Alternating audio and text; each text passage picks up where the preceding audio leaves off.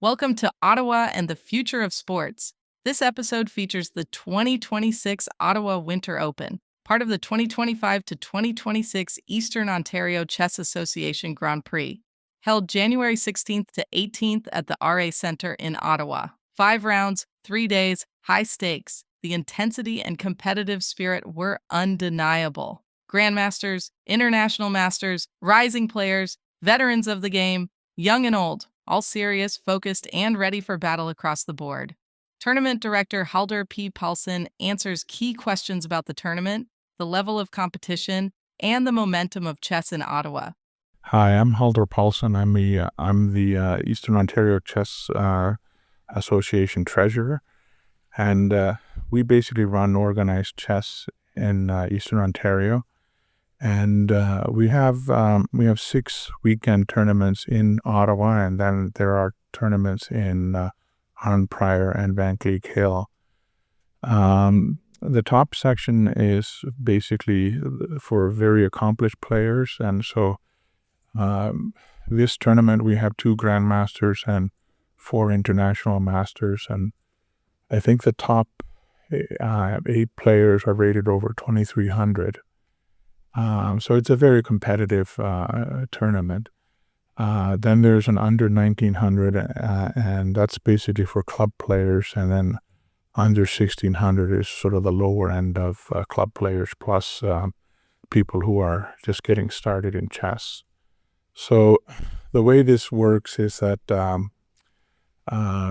basically the entry fees are kind of returned as prices, or they pay for the expenses of running the tournament, and it's a very good thing for organized chess that we basically have managed to increase the numbers that participate in these tournaments. Like prior to COVID, we were sort of 30 to 60, maybe 70, but post COVID, we have managed to sort of keep it at around 100. So this tournament is on the lower end. It's at 93, but the university team chess championships are also running this weekend, and I would have gotten maybe 20 university students that are now competing for the thing.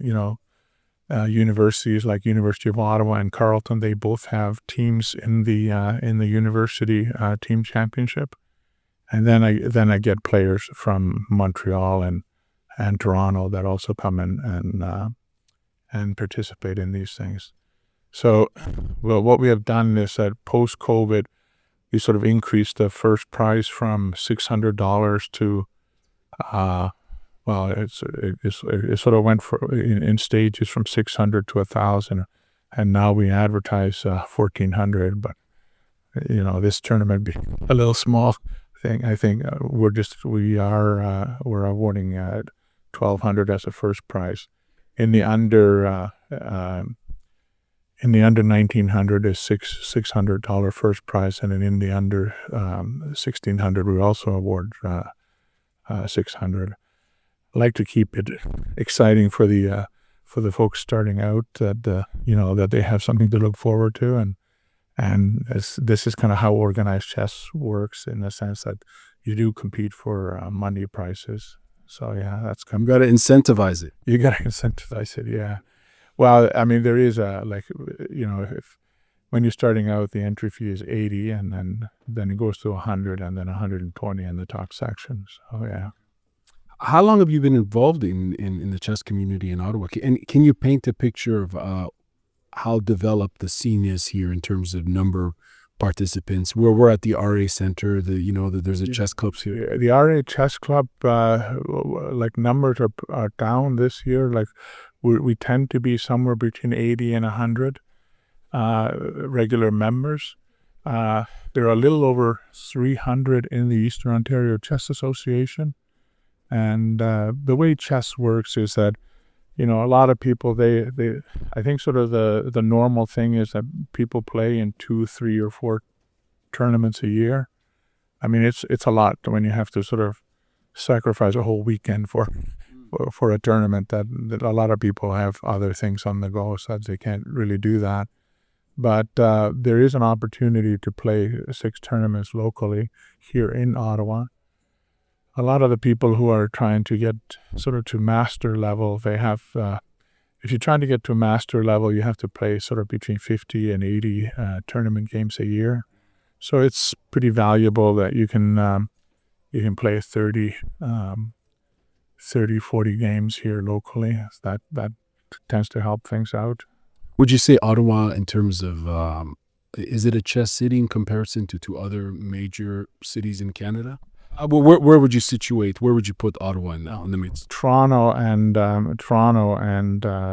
Montreal have, they have a lot of grandmasters, they have grandmasters. We don't have a lot of them, but it's very good for us to be able to have 2 grandmasters and international masters participating in a local tournament. That's I never dreamt that would happen when I started out. How did you make that happen? How did you draw that talent in?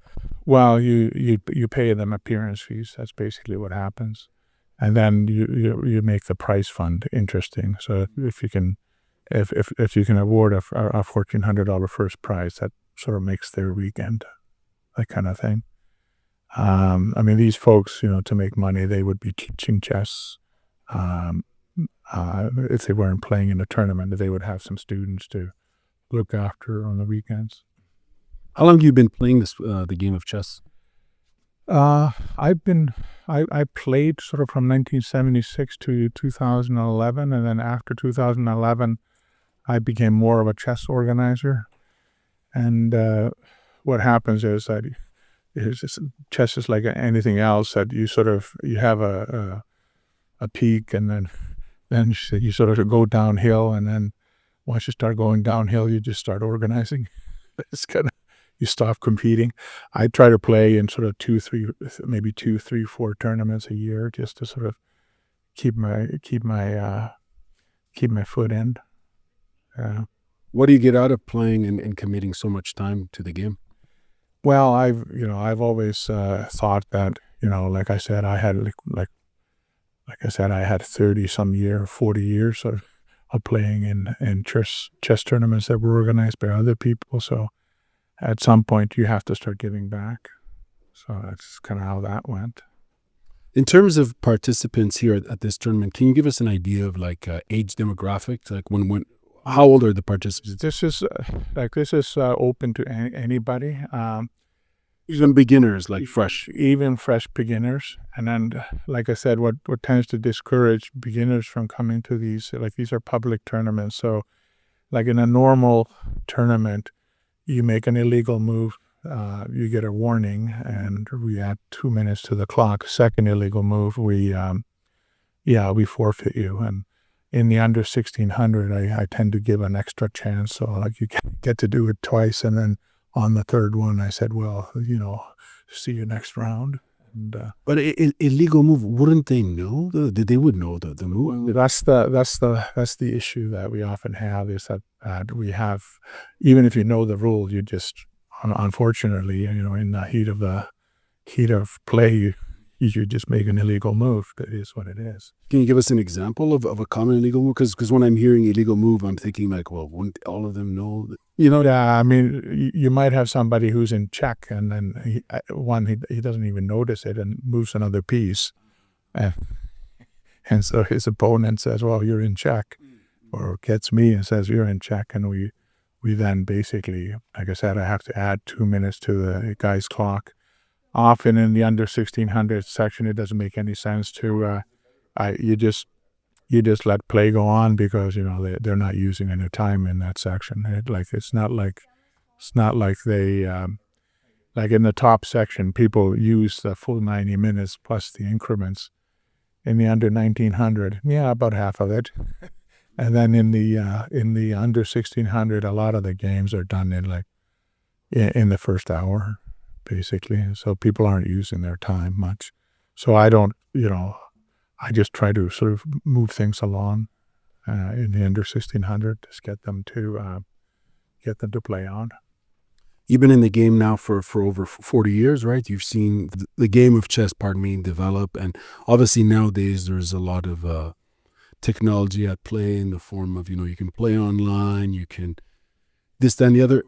The other thing that has happened is that because, everybody has a Grandmaster in their pocket, on their phone. So there's a lot of, I get 3, 4, 5. My opponent is using his phone, and I said, no, well, I know most of the folks here, so I said, no, he's not. So I tell people, leave your phone in the bag or leave it on your table. You can leave and go to the washroom. Your phone cannot. That kind of thing. And so there's a bit of that. You just sort of, you sort of hope people come out and sort of enjoy playing in a public chess tournament, and see it for what it is. The hardest opponent is yourself, because you just sort of blunder your way through the game, and you win some and you lose some, and that's just the way it goes. How do you become a good chess player? It's practice. It's like anything else. You dedicate time and effort to it, and you get better. You sort of peak at things. I mean, my playing career is very typical. I spent maybe 6 years in the under 1600 section. I like to tell people that that was the most fun I ever had in chess, because the swings are so wild that you blunder big, and sometimes your opponent blunders even bigger, and then you win. And once you start sort of reducing the error rate, I spent then maybe another 4 or 5 years in the under 1900, and then when I got to the open section, or over 1900, I had a really tough time. I got over 2000, but then I was sort of from 2050 to 2120. I was like, I just swung back and forth. I did that for 5 or 6 years, and then I started working with a Grandmaster and an international master in Cuba, and they tightened up my game, and I finally crawled over and made national master, and it was the sort of 2250 rating or 2240 rating, whatever that was. Managed to play about 100 games at that level. Then I started sliding back, and now at 67, my rating has settled at just under 1900. So it's what it is. So you just sort of you enjoy the sort of how that goes. It's like, I keep thinking I could spend more time practicing and tighten up, but it doesn't seem to be an option at this point. How did they change your game, though? The international Grandmasters and Grandma. Well, how did they? Well, those guys, they play in high level tournaments, and there's performance standards, so they basically have to get. For you, how did they augment your game? Oh, we basically, what they did, they just taught me how to calculate and sit on my hands. So, the way that worked was that we were working on tactical problems. We would set them up on the board. They would have 4 or 5 minutes on the clock, and then he would have me write out what I saw on the board, how I calculated. And at the beginning, that was very embarrassing, but it got better, and it sort of, I tightened up a bit, and that's how I improved. That's how I got that extra push. Now, if I had more talent or whatever, maybe I would have gotten better, but most people peak at something, like a lot of people, like, I think for, somebody very dedicated and, with some talent for the game, you can get to, expert levels or so, say 2,000, 2,200. Making a FIDE master, which is 2,300, that's some fraction of 1%. And then if you want to go to international master and grandmaster, you have to have a real talent for that, and be able to dedicate both time and money to get there. So yeah, like I said, that's like anything else. We're looking at a very small fraction of folks that can achieve that. Well, how do you guys advertise for the club and even the tournament? And in terms of chess literacy, for those who may not be familiar with the game, how do you kind of encourage? The way organized chess works in Canada is that everybody is rated by the Chess Federation. So you get you have a membership in the Chess Federation, and then the tournaments get submitted, and then your number and name and so on, and then you get a rating out of that. And that's kind of how this sort of flows. So at the Chess Federation website, they have a coming events section, and that's basically tournaments across Canada. So we advertise our tournaments there, and actually we are having the Canadian Open Chess Championship in July here in Ottawa at the Nepean Sportsplex. And also the Canadian Youth Chess Championship at the same venue in July. So from July 6th to 17th, we first do the kids, and then the adults are I think 11th to 17th of July. I'm seeing a lot of kids in this tournament. There's a lot of young children who are playing. Yeah, it's good for. What happens with kids is that we get a lot of kids sort of take up chess in school and through high school. We have a very high drop-off rate. Like when High school or late high school going to university. A lot of these kids, they will get to say 1800 or 2200 in chess, but pick math or science or statistics and so on, and their rating there is 2600. They're like we have some kids who are off the charts in terms of, like, I can think of a kid like Adam Litke who was here like maybe 2 decades ago. He was 2300 in chess, but he went to MIT on a chemistry scholarship, and he did all 3 degrees there. So he did a BA, master's, and a PhD, and went on to a very successful career. He lives in California.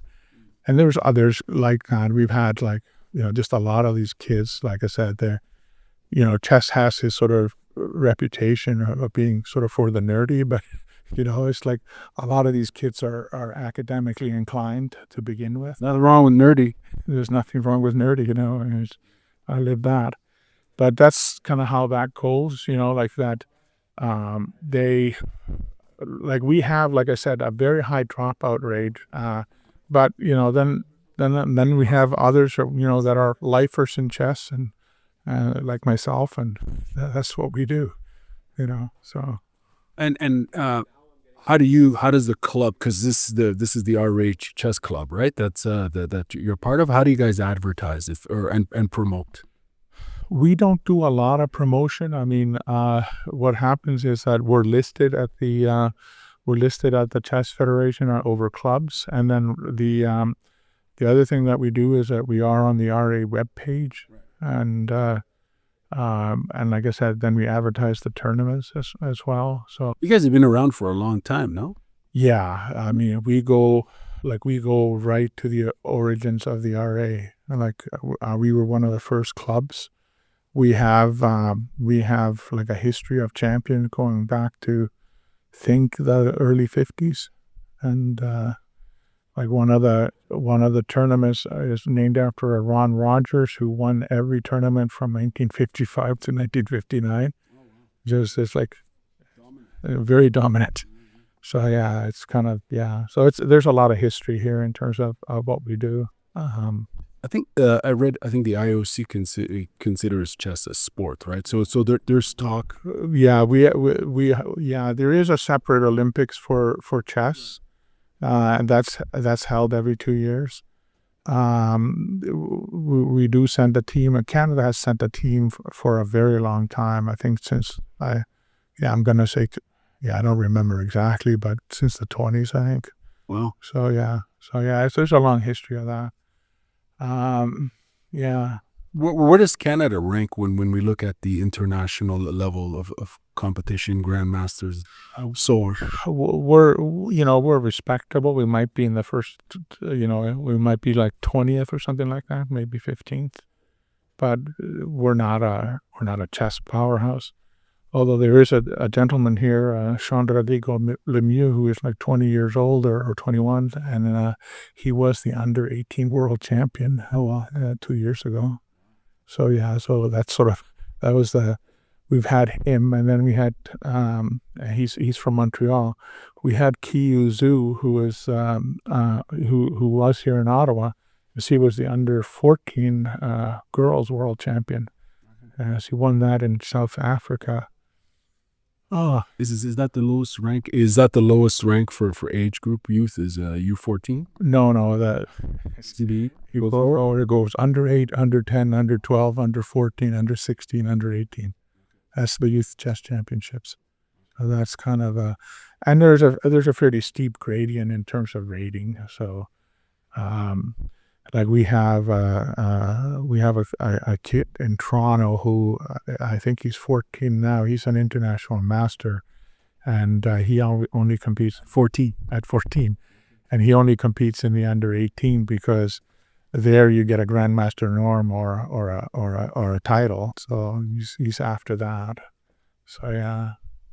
Last question for you, sir. What would you tell someone if they were curious about trying chess? Like how do you, because it could be intimidating if you're walking. What we do here is that we tell people to come to our Sundays, and at 1:00 on a Sunday, we have a 5-round tournament where it's 10 minutes plus 5 seconds a move, and just sort of get oriented.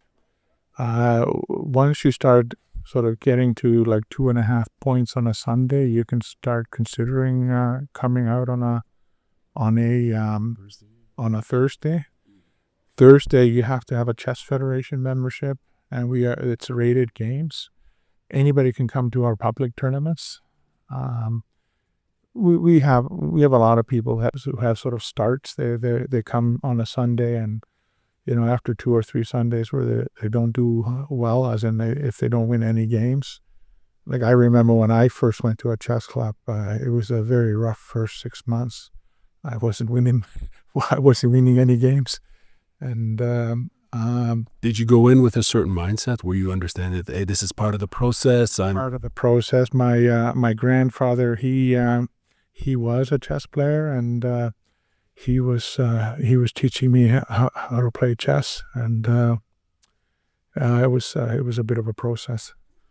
But like I said, you start by, like, a lot of the kids also go to, there is youth or school chess in Ottawa. They have monthly tournaments, and a lot of the kids get started there. Okay. Now, in the kids tournaments, like, they're all rated sort of 400 to 800, and then once they start getting to about 1,000, they start drifting towards a chess club. So it's a you sort of build. I mean, there's a lot of stuff to know in chess. So the other thing that is very common is that, if you go to something called Li Chess, Li Chess, it's a completely free website. They have a lot of learning resources there, and plus you can play games online. So a lot of kids end up, playing online, and then once their rating on Li Chess hits 1,200 or 1,400, they start looking for real-world chess. And like Li Chess and Chess.com, those are the sort of the two dominant websites, but there are others. And so there's a lot of these learning resources that just weren't available when I started. But and that's all for the better. And like I said, we're really happy that, like I said, our numbers, they've literally doubled after COVID, and things have just gotten a lot more interesting as a result. And you mentioned that you guys host these open public tournaments. Was it 5 times a year? 6 times a year. 6 times. Okay. And the next big one is in the summer. It's the nationals. Is that? Yeah, we don't do the national championships very often. Like we did them in 2007 and 2013, and so we thought we were a little overdue. So it tends to it's a big organizing effort to put one of these things on. So, are there any transferable skills from being a chess player to putting on chess tournaments, like in terms of strategy, tactics, etc.? no, it's just that you just organize chess tournaments, and I mean it helps to take a sort of a tournament director's course, that kind of thing. And last question, provinces. Which province is the most dominant one? Is it Ontario? Yeah, Ontario and Quebec. They're number one and number two. This is Ottawa and the Future of Sports. Special thanks to Tournament Director Halldor P. Palsson for insight into the Ottawa Winter Open and the competitive chess scene in Ottawa. For more information, check the episode description for links to the Eastern Ontario Chess Association and the RA Chess Club. Follow the podcast wherever you get your podcasts for more stories from the front lines of sport, competition, and community.